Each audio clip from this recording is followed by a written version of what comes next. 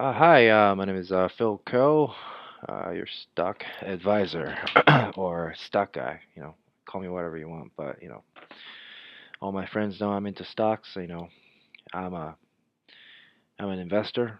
Uh, my portfolio is not huge. I admit it, but it is on the way to big money. So that's what matters in the end, right? I believe in it. You know what I'm saying? So if any of you um, want to join me in my quest to be wealthy, join me because I'm not turning back. All right.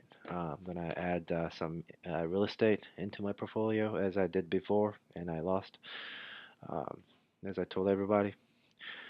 But stock market investing is probably going to be my lifelong thing. If not, then it's going to be at least 10, 20 years more, And I don't see how I cannot make a crap ton of money doing it that long. I believe in it. That's why I'm here to share with you guys my understanding and my love for stock market investing. Um, Here's an introduction. Um, and I like to talk on this session about why you should invest in stock market. All right. I think that you should invest in stock market because of one thing, which is compound interest. All right, that's the word of the day, compound interest. It's basically, in a nutshell, um, a snowball. All right, just like the name of the book, Snowball, which is the only official biography of Warren Buffett, which is named Snowball, which I read.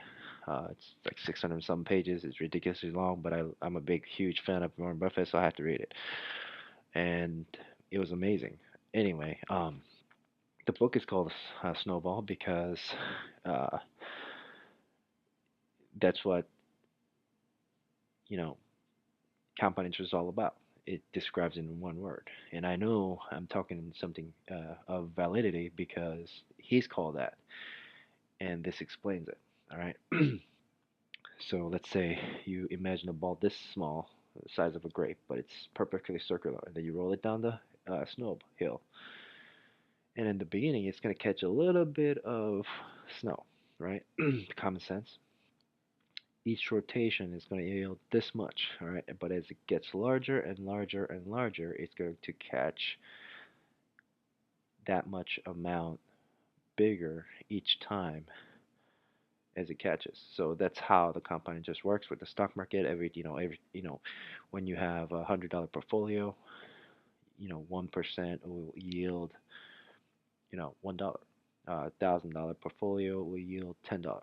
$10,000 portfolio will yield $100, and so forth and so on. $100,000, $1,000. All right. So that's exactly what happens. You know what I'm saying? Like, so somebody, some big hedge fund, you know, hedge fund manager, let's say, have $1 million worth of XYZ, and then XYZ goes up 2%. He goes, wow, he made a crap ton of money, right?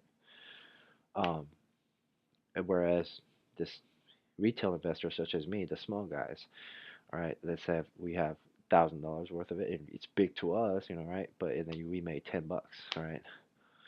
So same stock, exact stock. He has $1 million portfolio. I have $1,000 portfolio. I made $10. He made a lot more, right? 10,000 or whatever it is. So that's how it works, because he has the bigger snowball, he has more. But it's exactly the same. So as it goes along, your portfolio goes along. When it gets to the 100,000, 10,000, and 100,000, every time it rotates, every day, it's going to create a bigger effect of profit. Same with losses. Unfortunately, it works the same way. The law of leverage. I'm going to go into leverage later, which is a very important word. If it goes down, same deal. Okay, so $1,000 portfolio, you know, goes up and down $10 each. If it's um, goes up and down 1%, $10,000 portfolio, $100 up or down, right? So as your snowball gets larger and larger, which is amazing because only thing that you have, you don't have to do anything. It's the time that solves the issue. That as time goes on, as a function of time, you know, your portfolio is going to get larger and larger. Every day when it moves, it's going to be more profitable, and that's all. Obviously, ultimately the goal is to become more profitable, bigger and bigger. But it's ultimately extremely powerful in the long run because when your ball is this big, all right, you're gonna catch this much. Whereas when you had a little bit of snow in the beginning, which I'm not trying to make fun of you, I was there. I started with pennies on the dollar. I started with a few bucks. I mean, maybe a little bit more than a few bucks, but you know what I'm saying, relatively speaking. Um, it used to move by a few dollars a day, all right, and then a few tens of dollars a day. That's a few hundreds of dollars a day. I mean, as a portfolio as a whole. So I'm not always, sometimes it's flat, but you know what I mean. That's why you should invest because you don't have to do anything. The slope, the runway for the snowball is basically in practice, it's time, and everybody has time. All you have to do is harness the power of time by starting at some point and then you ride it out.